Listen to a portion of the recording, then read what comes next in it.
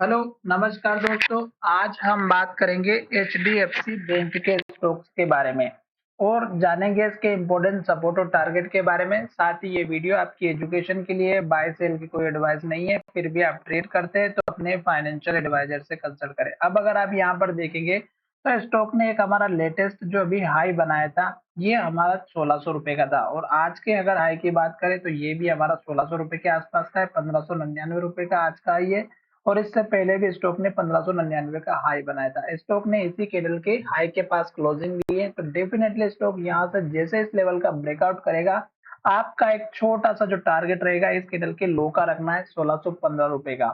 सबसे छोटा टारगेट है इंट्राडे के लिए। साथ ही स्टॉक जैसे ही हमारा ऊपर की तरफ जाएगा तो आपको उसके बाद का जो टारगेट देखने को मिलेगा इस कैंडल के हाई के आसपास का, जो यहाँ पर हमारा हाई बना हुआ है। तो यहाँ पर अगर आप देखेंगे तो ये स्टॉक्स का जो हाई है ये लगभग हमारा है 1630 रुपए का।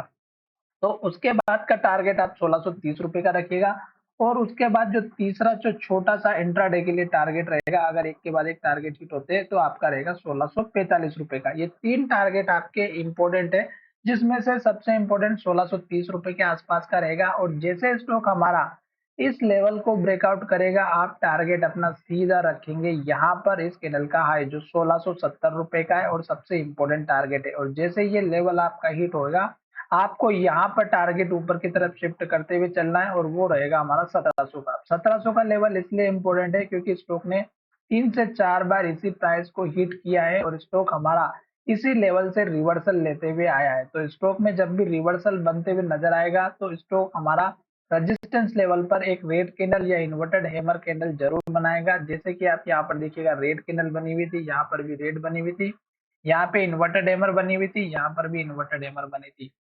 साथ ही इस स्टॉक्स में अगर आप सपोर्ट लेवल लेकर के चलेंगे तो लास्ट का जो लो या हाई होता है वो आप लेकर के चलिएगा। जैसे कि यहाँ पर लास्ट का हाई और लो दोनों एक ही है, तो ये जो स्टॉक का हाई था वो यहाँ पर हमारा लो बना हुआ है। तो 1550 रुपए के आसपास का अपना एक सपोर्ट लेवल लेकर के चल सकते हैं। और अगर स्टॉक हमारे इस कैंडल के लो के नीचे जाता है तो फिर आपका लेवल बनेगा 1540 रुपए के आसपास का। ठीक है, तो 1540 उसके बाद का दूसरा सपोर्ट लेवल रहेगा। और अगर आप रेंज को लेकर के चलते हैं तो 1540 से 1550 के बीच की। अगर स्टॉक हमारे इस लेवल को तोड़ता है और स्टॉक में गिरावट आ सकती है, इस बात को ध्यान रखिएगा क्योंकि फिर स्टॉक का जो लेवल रहेगा वो हमारा बहुत ही नीचे रहेगा और वो लेवल है 1480 रुपए का। और ये लेवल इतना स्ट्रॉन्ग है कि यहाँ से स्टॉक नीचे जा ही नहीं पाएगा क्योंकि स्टॉक्स ने इतने बार स्टॉक ने सपोर्ट लिया है कि स्टॉक ने इस लेवल को नीचे जाने से इनकार कर दिया। यहाँ पर भी सपोर्ट लिया था, यहाँ पर रेजिस्टेंस लिया, यहाँ पर भी रेजिस्टेंस लिया, यहाँ पर भी। तो पुराने जितने भी लेवल से वो आपके काम आते हैं। साथ ही स्टॉक हमारा फिर से ऊपर की तरफ जा रहा है क्योंकि स्टॉक ने लो यहाँ पर नीचे बनाया, फिर स्टॉक ने ऊपर लो बनाया, फिर स्टॉक ने और ऊपर लो बनाया, फिर स्टॉक ने ऊपर लो बनाया, फिर स्टॉक ने और ऊपर लो बनाया। अब स्टॉक ऊपर की तरफ जा रहा है।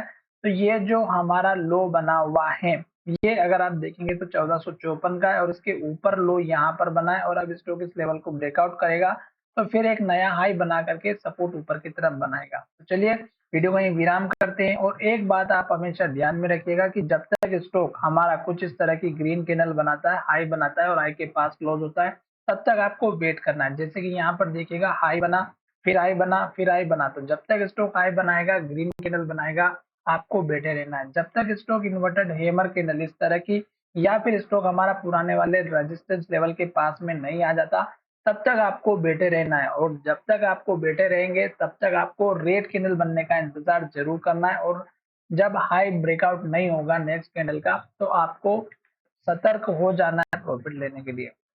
तो चलिए वीडियो को यहीं विराम करते हैं। धन्यवाद, मिलेंगे नए वीडियो में।